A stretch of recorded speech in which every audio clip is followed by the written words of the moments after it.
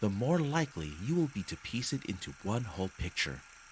Use every possible opportunity. The truth is somewhere close.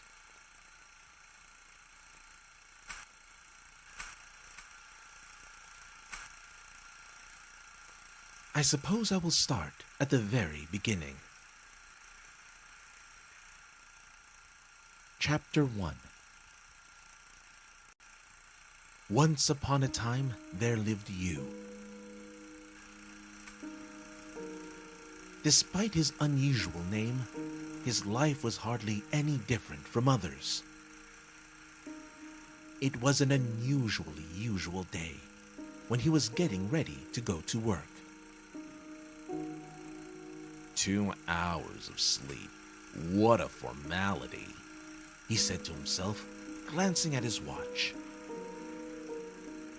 He was used to working at night, just as he was used to never having days off.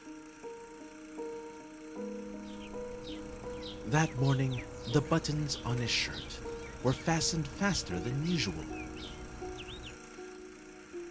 This was not by chance. The tear-off calendar boldly declared Friday, April 3rd. It reminded him that there were only 3 work days before his holiday, and there was no room for mistakes. His room in a communal apartment was not very big, so it did not take him long to pack. Having got dressed, he quietly walked past the neighbors' rooms into the hallway. Somebody was snoring loudly in the furthest room, which caused you to smile for some reason. He walked up to the front door and accidentally stepped on a pile of letters. Picking up the envelopes, he saw his name on one of them. You automatically put it in his pocket and walked out. The thought that next Sunday, a huge stone would be removed from the entrance to the crypt of his existence by the power of labor legislation kept you going.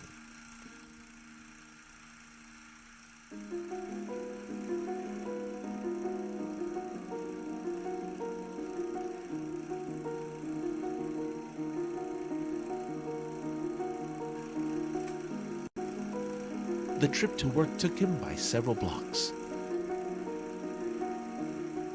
He considered early morning to be an extremely pleasant time of day.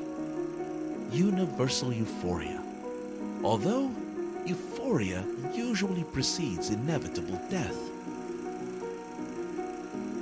As soon as he went into the park, he saw a kid in ragged clothes running away from a pack of stray dogs. His eyes caught a swiftly ticking clock hand.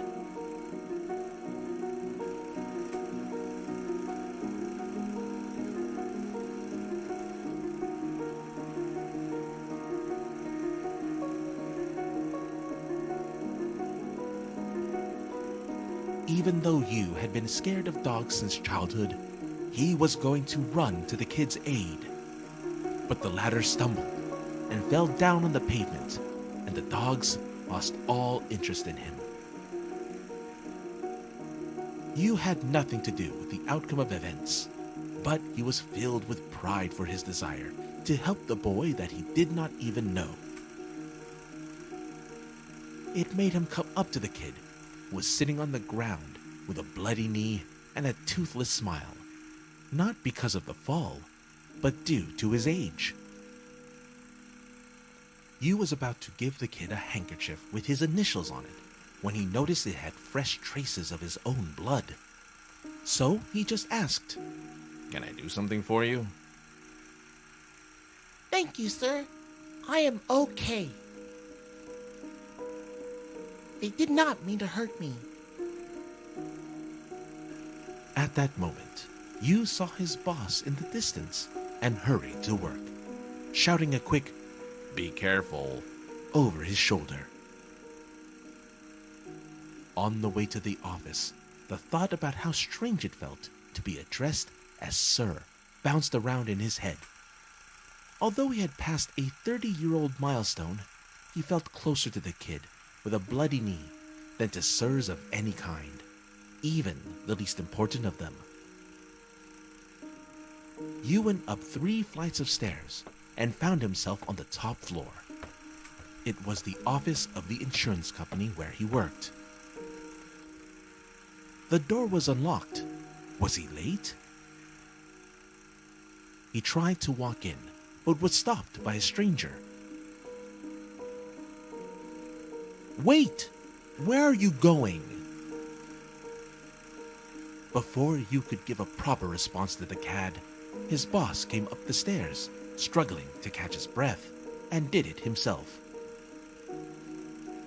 "Let him in." They both entered the office, and the boss walked Yu to his desk, where he explained the situation to him in private. "That is Frank, my distant relative. He needs to do an internship, so he is going to work here for a while." "As who?" "As a security guard." To avoid any further questions, the boss turned around and went to his office. "An internship as a security guard in an insurance company, fitting in 2 rooms. Ridiculous. If I was blessed with a writing talent, I would definitely immortalize this," Yu thought. Yu got down to some clerical work. Yu found a moment and took the morning letter out of his pocket. Glancing at the address line, a chill went through Yu's body for a split second. From Dorina. Yu was confused by the seal on the envelope, indicating the place of departure. No leave grad. "Is she really coming back to Kenot?" he said out loud. Suddenly, there was a curious voice saying, "Who is coming?" Yu did not answer and continued reading. "Dear Yu, my doctor's suspicions are confirmed. I have the same disease that struck you. I thought it over and decided that we need to break up. It may seem that something like this should bring people closer, but it would be unfair to myself. We can have our last date on the morning of April 3rd in the Seafront Cafe, and then I will leave Kenot and go abroad." He felt dizzy.